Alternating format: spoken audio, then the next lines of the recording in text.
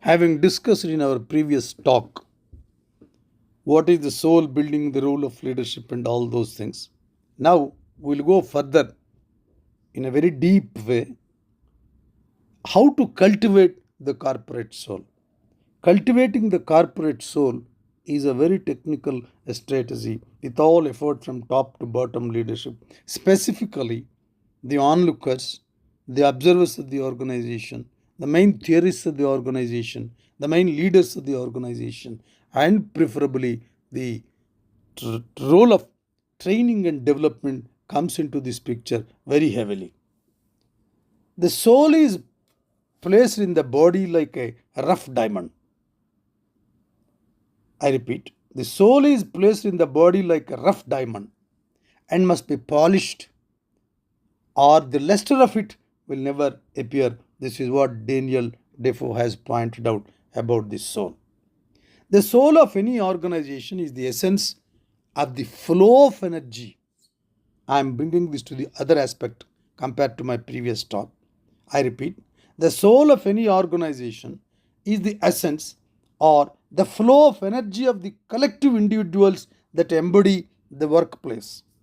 In today's rapidly evolving world, aligning the pillars of the company, vision or mission statement may not be enough to sustain the destiny of the organization. Destiny of an organization goes far beyond what the eye could see or the mind can deliberate. I repeat this beautiful sentence. I request everybody to keep in the mind.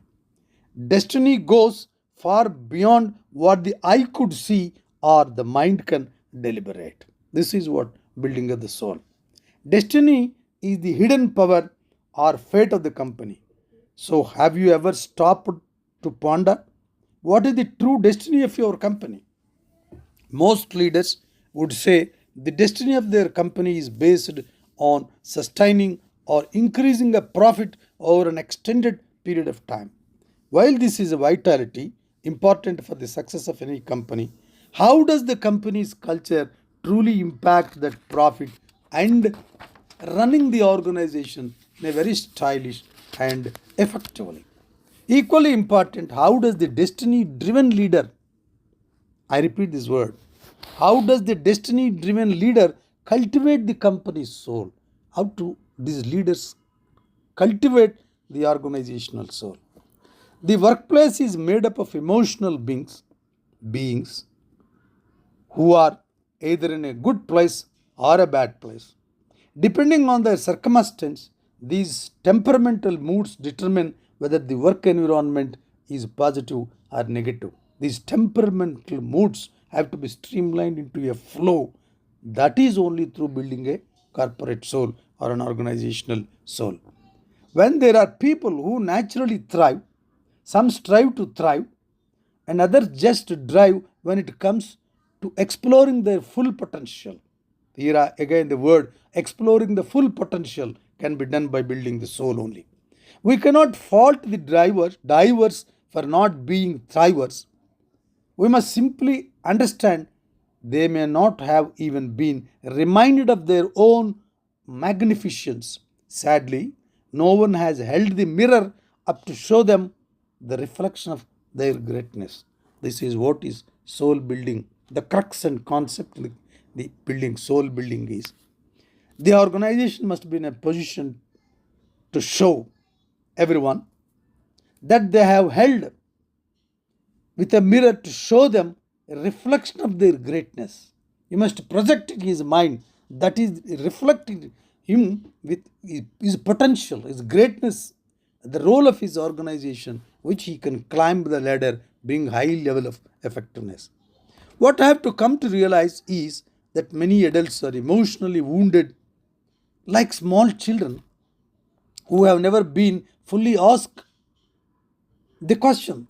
How many people have been told at some point their life, I believe in you? Disturbingly, it is usually less than 20% that raise their hands, and those folks recall exactly who said it and when. The other 80% are those that may need to be reminded of who they are, their personal capabilities, who they are, and their personal capabilities and made to feel validated leaders, it is up to you to let them know you believe in them. Trust me, you will be remembered for it. Another consideration leaders must be aware of when transforming their culture into a successful, soulful environment. Transforming their culture into a successful, soulful environment is to understand what is happening in the personal lives of the employees and how that impacts their level of productivity and engagement in an organization. Studies show that change is doubling every year, leaving us with little time to adapt to a new normal. When we back the massive changes happening in the workplace in a changed context of the business, on top of the shifts occurring in our personal lives, can be extremely difficult to manage this level of pressure. In a recent survey conducted by an American Psychological Association, 43% of the people say stress has increased in the past 1 year. Then what is that stress? Decode the stress.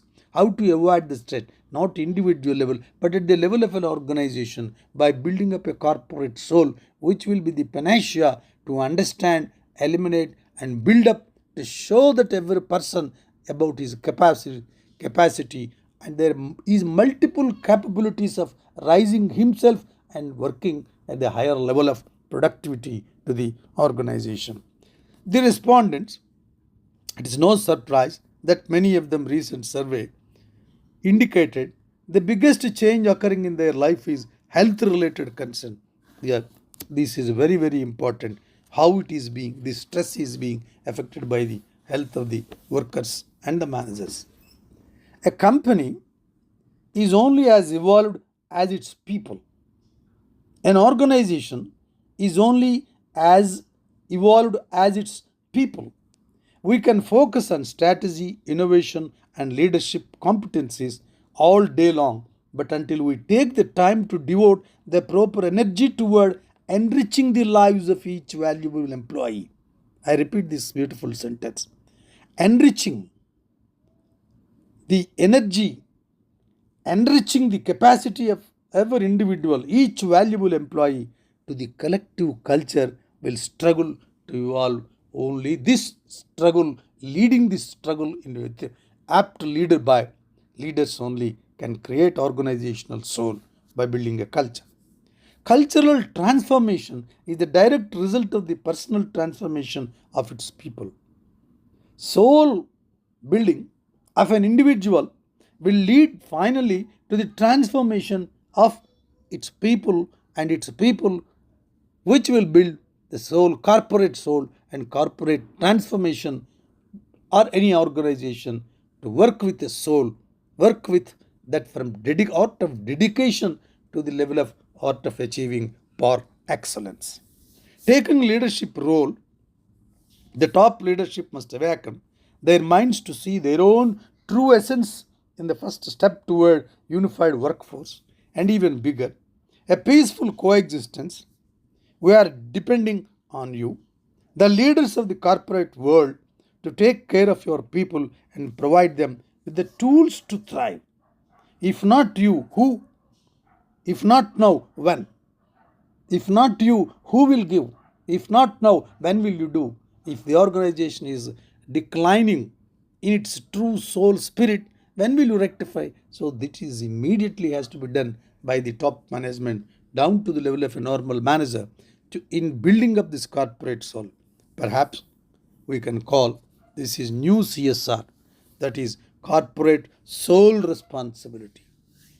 We can aptly say this is corporate soul responsibility by first recognizing it is the state of the people who make up the true essence of the organization, then nurturing the well-being of those people and providing a safe space for them to evolve into the next greatest version of themselves is what will truly transform a culture.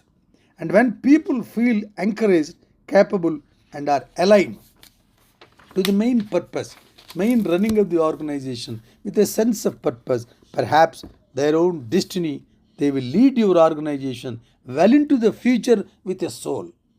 with a soulful activity, soulful understanding, soulful dedication to the achieving higher level of excellence. The soul food for probability and the new era of leadership is simply to embrace, cultivate, and masterfully practice a dedication to destiny. This must be practiced from dedication to destiny, for it was not into my ear the organization whispered, but into my heart it was not my lips that led, but my soul. I repeat this beautiful word. It was not into my ear the organization whispered, no question of whispering, but into my heart. That means driving it, your purpose, driving the soul searching and soul building into the heart of the manager, the leader. It was not my lips that led, but my soul. This sort of building a soul, a corporate soul, an organizational soul will be the order of the future in running the organizations, where the involvement of the top leadership, including the level of a CEO. A CEO is a role model. If he doesn't understand the soul of organization, he may be successful in bringing profits to the organization, but definitely the dedication and the activity art is happening in the organization is not soulful, and he cannot run in a longer way. He cannot run this dedication or his tricks or his polymyths, and all those things cannot sustain the organization for a long time. Finally, I feel, as a practicing manager for a long time, the soul building of corporate soul or an organizational soul, whether it is a social organization or a business organization, is a primary activity that every top leader has to initiate. Thank you very much.